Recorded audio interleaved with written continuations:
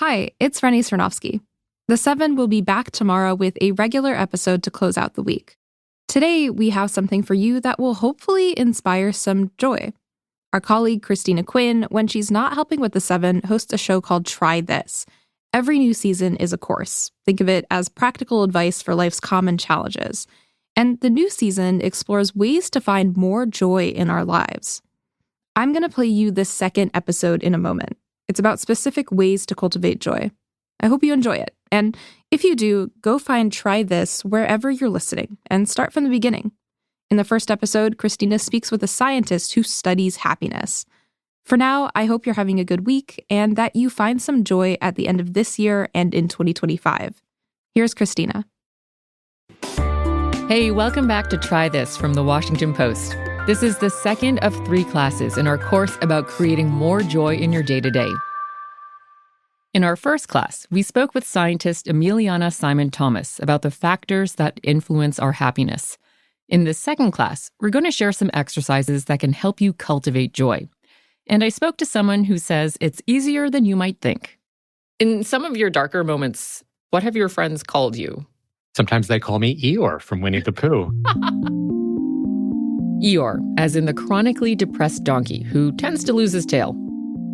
But human Eeyore found that even during some of the most difficult times in his life, joy wasn't far within reach. And he wrote a book about it. I'm Stephen Petro, contributing columnist for The Washington Post and the author of The Joy You Make. Why did you write a book about joy? The short answer is I needed more joy, as most people I know do. But what happened was in 2017, I had a pretty challenging year. Both my parents died. My husband and I separated, and then my sister was diagnosed with ovarian cancer. I kind of went into a dark period and needed to find a way out. So what I started to do was to take photographs in my daily life of things that I thought were either beautiful or brought me joy.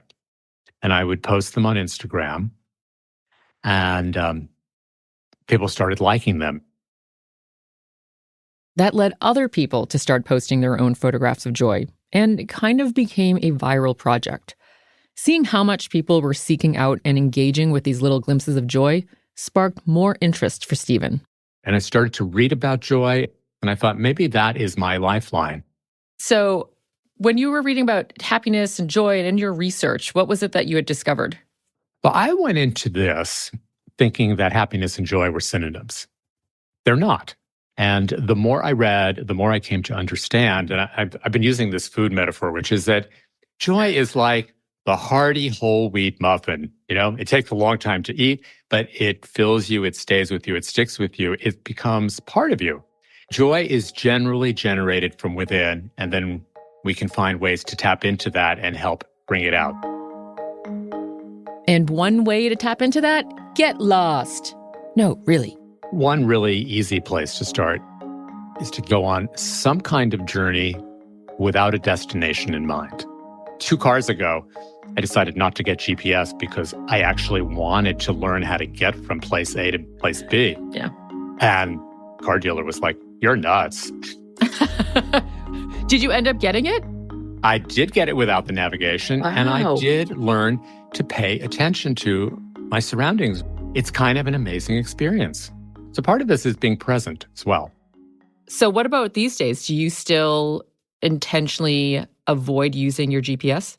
I do sometimes, and some of my friends get irritated with me. But, you know, I'm a guy. I always know where I'm going, I think. Of course. You know how we are. Naturally. No, you don't have to ask for directions. You know where you are. No, really. I know it. It's really a metaphor, though, I think, for our larger lives where we're always marching towards something. And this gives us this kind of freedom to just take a breath and be wherever we are and experience that. And when you release yourself from the familiar, you're more present. That gives you more room to see the positive and connect with your surroundings. So here's what you're going to do. Number 1, give yourself permission to wander. I know, it's hard. There's usually a destination and a deadline. But for this assignment, it's about the journey, man. Number 2, pick a town or neighborhood you've never been to. It doesn't need to be far away. Number 3, show up and walk around. Of course, be safe and sensible. This means if you're going somewhere alone, let a friend know where you're heading. And if you need directions, try to see what you can figure out without your phone and instead ask someone walking their dog or go into a local business. This isn't hypothetical for Stephen. He's done this many times. During one particular dark period, he and a friend hopped into his VW Beetle, leaving San Francisco in the rearview mirror. We kind of went left and right and left, and wound up somewhere we never would have imagined.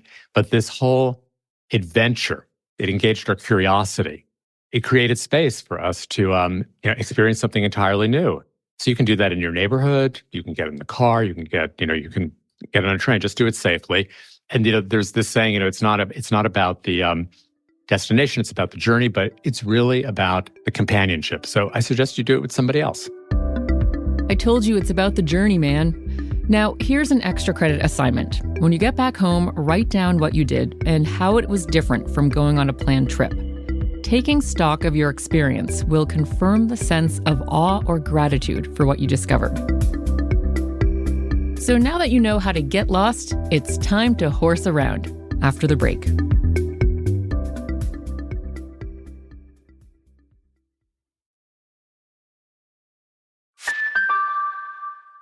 You said something about how we're always trying to progress towards something, towards achieving a goal. And that sort of ties into another part of, I'm going to call this your manual on creating joy, which is the joy of play.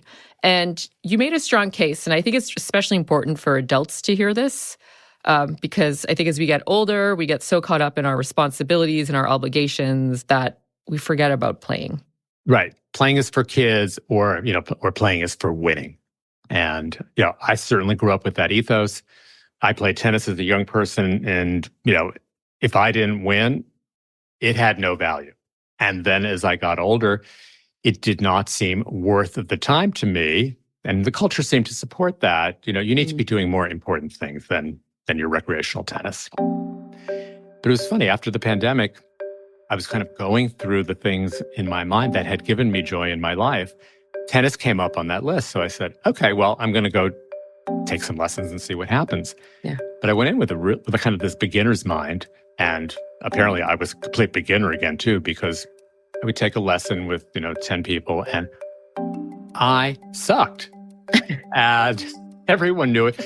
But I had such a good time. And somebody said, I see what's happening to you, Stephen. You're embracing your suck, And it's now 2.5 years later. I'm probably like third worst, but I still love it. And it's about doing an activity, not to be better than someone, not necessarily even to improve yourself, but to enjoy it and to see the value in that and to find, enjoy has the word joy in it. Isn't that amazing? It's true. I mean, that's convenient, isn't it? No, but I get it. I mean, I go to my gym with my lady friends. We have like a little gym crew. There's 4 of us, and we just kind of keep each other in check just to make sure we're going. But it's like, it's a boxing gym. We're not going to be professional boxers. We're never going to be in a ring. So it really is just fun to show up and punch things. Well, I think you hit the point. It's about showing up. Yes. We need to show up. We need to show up for ourselves. We need to show up for our friends. That's what it is. Okay, so first, leave all ideas of winning at the door. This is not about winning. Second, choose an activity you are genuinely interested in and approach it with a beginner's mind, even if you've played it before. Tap into your curiosity. Third, set goals that are not about winning. And lastly, stay focused on the pleasure and stay curious. Don't worry about doing it right or losing. Like Stephen said, embrace the suck. The point is, you showed up and you're having fun. Getting lost and remembering to play are 2 specific ways that Stephen has found joy and thinks you can too. By allowing yourself to be present and freeing yourself from a destination or goal, you can make more room to see the positive and find connection that's meaningful to you. That's it for our second class. Up next, in our third and final class on how to create and cultivate joy, we're going to hear more from Stephen on how to spread that joy around. If you're listening to this as it's newly published, the final class will be available on Monday, December 23rd. but you can access it right now and ad-free with a subscription to The Post. If you already have one, great! Find the Washington Post channel in Apple Podcasts and connect your subscription there. If you don't yet have one, you can subscribe to the Washington Post through the link in our show notes. All right, meet me in class 3.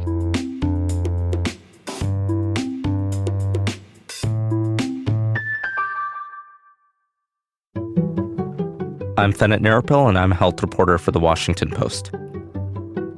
My job is to cover public health, and that means I'm writing about infectious disease threats like COVID, Mpox, and bird flu, and I'm also holding the federal government and state government officials accountable for how they respond to these disease threats. So when we write about public health issues, we want to serve our readers by going deep into the science and by making sure that what they're reading is authoritative information that's been vetted by experts and written by people who've covered these issues for years. We want to empower people to live their best lives and to protect themselves and their loved ones.